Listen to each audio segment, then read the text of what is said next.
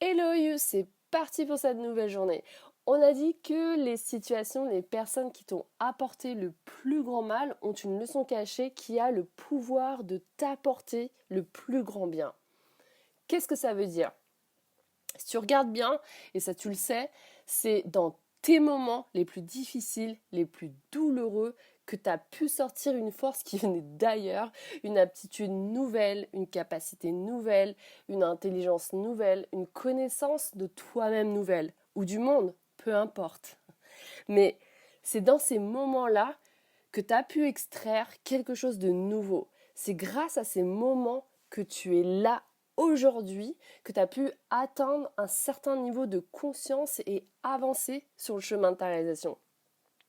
Pour t'imaginer ce que je viens de te dire, c'est comme quand on est tombé à peu près 2000 fois avant de marcher, et ça veut dire qu'on s'est fait mal quelquefois avant de se lever, ou tout comme l'athlète qui a mal, qui en peut plus, qui crache, qui vomit, pardon pour l'image, et il se blesse, il part en séance de rééducation, il revient 2 fois plus fort et il atteint sa victoire. Et c'est comme tous ces moments-là, ces personnes-là qui nous montrent, et aujourd'hui il y en a plus de 100 000, et à commencer par toi, qui prouve que c'est dans ces moments-là les plus, comme on perçoit comme mauvais, qu'on a pu sortir notre plus grande lumière. Et, euh, et d'ailleurs, quand on parle de lumière, ça a du sens parce que c'est comme quand tu es dans l'ombre, il n'y a que dans l'ombre que tu peux vraiment voir la lumière. Et il n'y a que dans la nuit que tu peux voir les étoiles. Et s'il faisait jour tous les jours, qu'est-ce que serait le jour? Comment tu apprécierais la beauté du jour? Pourquoi je te fais cet audio-là? C'est déjà tout cela, mais c'est surtout pour que tu prennes conscience que ce qu'on considère, bien sûr ce sont des perceptions, ce qu'on considère bien comme mal ne sont pas séparés. Et on ne doit pas les séparer autant et les rejeter autant.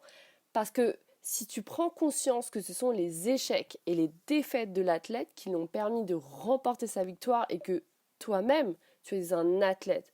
Parce que bien sûr que tu es un athlète avec le rythme de vie que tu as d'une certaine manière, tu es un athlète et j'aime dire que tu es un athlète du cœur parce que si tu es sur ce canal Telegram, ça veut dire que tous les jours, tu te bats pour transmettre à ta façon ton amour aux autres, tu aimes aider, tu aimes partager. Donc ça veut dire que si l'on rejette le mal, si l'on veut absolument pas voir les mauvaises parties de nous-mêmes, si l'on rejette toutes les choses mauvaises des personnes qui nous entourent, si l'on rejette autant les choses qu'on ne veut pas les voir, qu'on ne veut pas affronter, qu'on ne veut pas vivre, ou des personnes de notre entourage qui nous ont fait certaines choses qu'on regrette.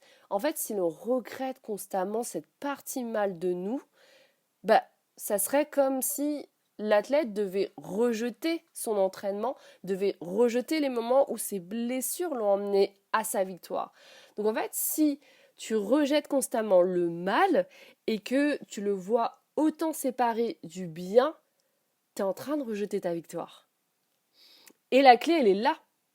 Elle est dans l'amour, dans l'union. C'est pour ça qu'on dit pour le meilleur comme pour le pire. C'est d'intégrer l'ombre et la lumière pour voir la beauté de la vie. Donc c'est d'intégrer ce qui peut arriver de mal comme de bien pour évoluer sur le chemin de ta réalisation. Si tu crois que les choses sont simplement bien et que tu recherches le bien, clairement tu vis dans l'illusion. Et médite sur ces questions. Quel a été le bénéfice dans tout ça? Qu'est-ce que ça t'a apporté? Qu'est-ce que ça a créé? Et qu'est-ce qui s'en est suivi dans ta vie? Donc, embrasse toutes ces parties de toi qui font partie de toi. Embrasse l'ensemble des deux. Prends conscience que ce qui t'arrive est là pour te permettre d'aller sur le chemin de ta réalisation. Et il y a un sentiment incroyable qui naît, ce sentiment qui te permet de gravir n'importe quelle montagne, c'est la gratitude de vivre. Quand tu te dis waouh, une nouvelle situation de merde, et je me rappelle que la merde, c'est le meilleur terreau pour faire pousser les arbres, je me dis ok, de ce terreau, quel fruit je vais faire grandir? Waouh!